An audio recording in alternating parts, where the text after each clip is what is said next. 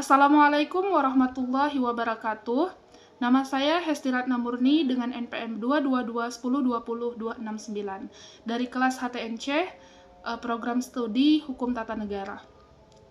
Di sini saya akan menjelaskan mengenai literatur yang sudah saya baca tentang Peraturan Mahkamah Konstitusi Nomor 2 Tahun 2021 tentang tata beracara dalam perkara pengujian undang-undang. Sebelum saya menjelaskan dari apa saja objek permohonan, kemudian pihak yang berperkara, kemudian alur persidangan dalam perkara pengajuan undang-undang, terlebih dahulu saya akan menjelaskan mengenai Mahkamah Konstitusi.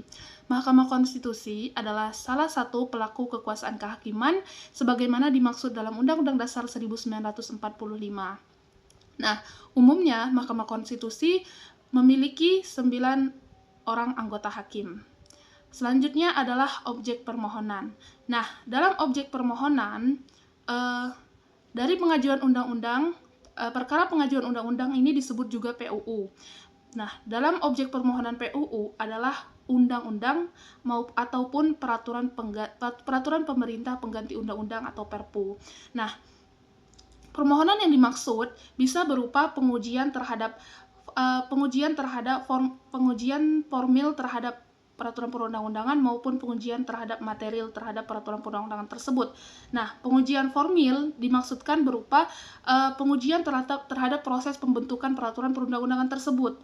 Sedangkan pengujian secara material dilakukan terhadap materi atau muatan dari isi peraturan perundang-undangan tersebut. Selanjutnya adalah para pihak dalam perkara PUU. Nah, para pihak dalam perkara pengujian undang-undang ini adalah pemohon, kemudian pemberi keterangan dan pihak terkait.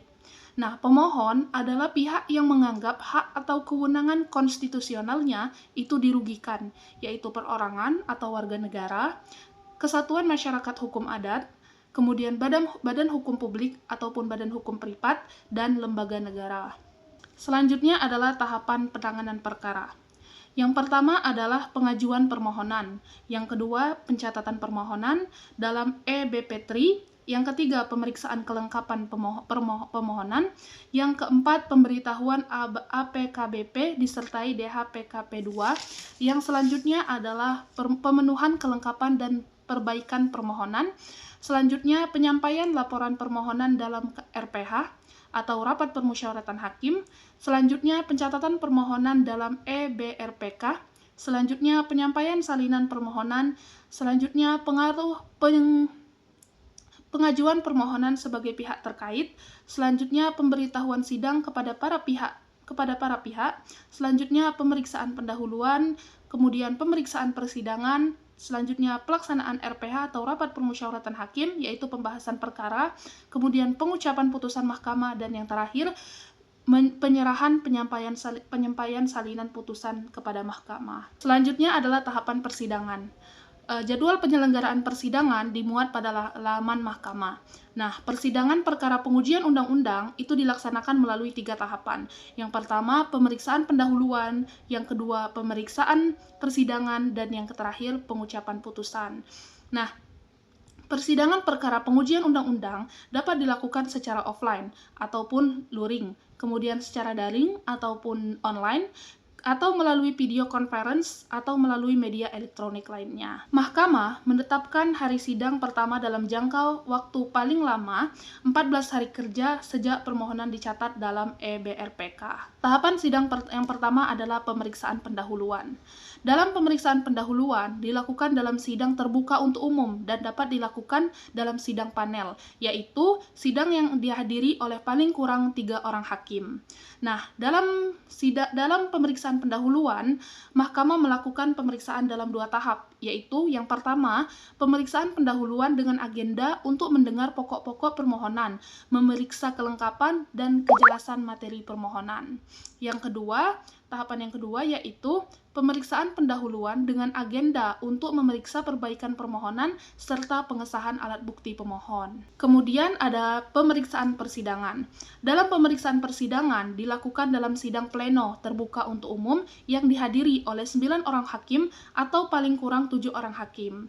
Nah, dalam pemeriksaan persidangan meliputi yang pertama, mendengar keterangan pemberi keterangan. Yang kedua, mendengar keterangan dari pihak terkait. Yang ketiga, mendengar keterangan dari ahli. Yang keempat, mendengar keterangan dari saksi. Yang kelima, memeriksa dan atau mengesahkan alat bukti tertulis. Yang keenam, memeriksa rangkaian data, keterangan, perbuatan, keadaan, atau peristiwa yang bersesuaian dengan alat bukti lain yang dapat dijadikan petunjuk. Dan yang terakhir adalah memeriksa alat-alat bukti lain yang berupa informasi yang diucapkan atau dikirimkan, dan lain-lain. Kemudian ada pembuktian dan alat bukti. Nah, alat bukti yang bisa dimasukkan dalam perkara pengujian undang-undang bisa berupa: yang pertama ada surat atau tulisan, yang kedua keterangan para pihak, yang ketiga keterangan ahli, yang keempat keterangan saksi, kelima keterangan pihak lain, keenam alat bukti, dan yang ketujuh adalah petunjuk. Selanjutnya adalah rapat permusyawaratan hakim atau RPH. Rapat permusyawaratan hakim dilaksanakan untuk pengambilan putusan mahkamah. Dilakukan dalam rapat permusyawaratan hakim secara tertutup setelah selesai pemeriksaan pendahuluan atau pemeriksaan persidangan. Barulah yang terakhir adalah putusan mahkamah. Nah, putusan mahkamah bisa berupa putusan sela ataupun ketetapan. Saya rasa cukup sekian penjelasan materi dari saya. Saya memohon maaf apabila terdapat banyak kekurangan dan kesalahan. Saya akhiri. Wassalamualaikum warahmatullahi wabarakatuh.